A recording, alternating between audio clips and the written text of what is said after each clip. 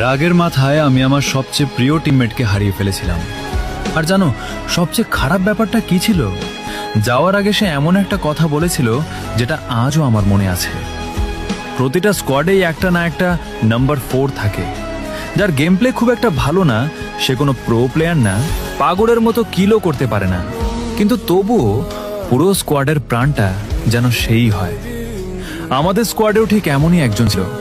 সে একটু নোব ছিল, রাজ দিতে ভয় পেত, আর প্রতি 2 মিনিট পরপরই কোনো না কোনো আজগুবি কথা শুরু করে দিত। কখনো পুরনো জোকস, কখনো ফেক কল আউট, আবার কখনো কোনো কারণ ছাড়াই হাসতে শুরু করত। সত্যি বলতে ওর এসব পাগলামির কারণেই আমাদের গেমটা এত মজার হয়ে উঠত। আর যখনই আমরা মারা যেতাম সবার আগে রিকল করানোর চেষ্টা করত সেই। একদিন আমরা একটা টুর্নামেন্ট ম্যাচ খেলছিলাম।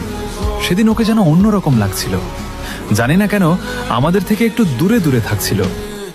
রাগ করে আমরা একসাথে বললাম, ভাই আজ এত দূরে দূরে খেলছিস কেন?